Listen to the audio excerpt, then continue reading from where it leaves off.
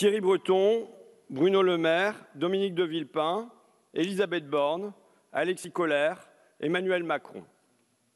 Qu'ont en commun tous ces noms? Ils ont organisé ensemble, par leur incompétence ou par leur malveillance, le pillage des autoroutes de France. Ils ont transformé les automobilistes en vaches à lait de la SANEF, de FH, de Vinci. Ils ont fait perdre à l'État français 15 milliards d'euros. 15 milliards.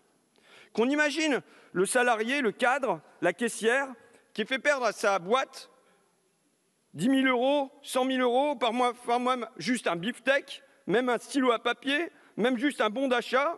Cet employé-là est convoqué devant sa direction, a droit à un conseil de discipline, risque le licenciement pour faute. Mais ces gens-là, Breton, Le Maire, Villepin, Borne, Kohler, Macron, quand furent-ils sanctionnés pour ce pillage géant? Jamais.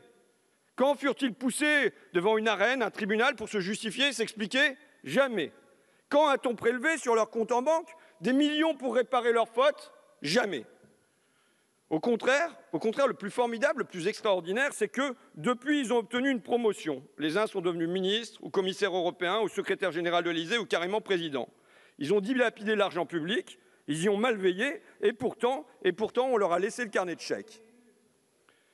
Il faut revenir rapidement sur l'histoire de ce désastre.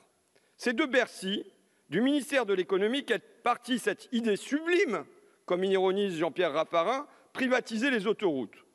Mais des hommes politiques d'alors ont résisté d'abord, et je veux les citer sans hectarisme, pour éviter le tous pourri.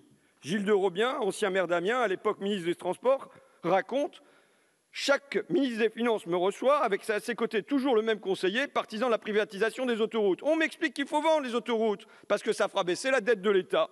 Mais j'avais fait réaliser une étude. Elle concluait que les autoroutes étaient une manne financière pour l'État. C'est comme ça que j'ai pu résister à Bercy. Le Premier ministre, Jean-Pierre Raffarin, a tranché en ma faveur. Mais Raffarin parti de Matignon, Bercy vient prendre sa revanche. Et les autoroutes sont soldées en 2006 à Vinci et compagnie pour 10 milliards d'euros sous le prix. 10 milliards d'euros en moins.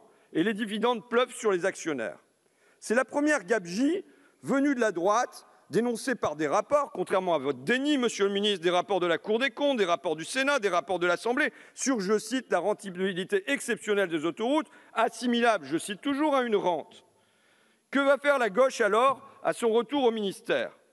Eh bien, elle va y ajouter une deuxième couche. Elisabeth Borne, qui a travaillé chez FH, qui fut directrice des concessions de FH, qui a conservé des amitiés chez FH, Elisabeth Borne va être chargée de renégocier avec le société d'autoroute, dont FH. On imagine que le dialogue ne fut pas trop tendu. Accompagné d'Alexis Kohler, il propose un protocole d'accord qui va se révéler à nouveau un désastre pour l'État. Et je veux ici, une fois encore, ne pas jeter tous les dirigeants dans le même sac. Alain Vidali, alors ministre des Transports, refuse de signer. Emmanuel Macron, lui, signe. Cet accord, il en est tellement fier qu'il va tout faire durant 4 ans pour le maintenir secret. Et il faudra une bataille judiciaire, un avis du Conseil d'État, pour que le contenu en soit révélé. Que prévoit ce protocole d'accord? Un allongement de la durée des concessions de 10 ans, des tarifs de péage en hausse, et même, pour l'État, une interdiction de relever les taxes sur ces entreprises, soit un cadeau estimé cette fois à 5 milliards d'euros, 10 plus 5 égale 15. Le bilan, c'est un gavage gigantesque, formidable des sociétés autoroutières, de leurs actionnaires. Le bilan, ce sont des milliards, des dizaines de milliards qui manquent pour une transition des transports, pour le fret ferroviaire, pour les lignes du quotidien. Le bilan, ce sont des péages qui, pour tout un chacun, pour le français moyen, augmentent plus vite que l'inflation, 2% prévus au mois de février. Et monsieur le ministre, allez-vous valider ou non cette hausse prévue?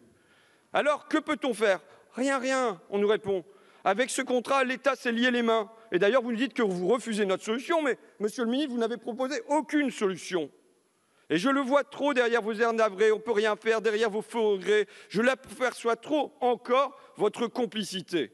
On ne peut rien faire si, nous pouvons encore, nous pouvons toujours, nous pouvons rompre ce contrat, nous pouvons le renégocier, mais vous ne voulez pas. Et même pire, depuis que vous êtes au pouvoir, ce scandale des autoroutes n'a pas servi de leçon.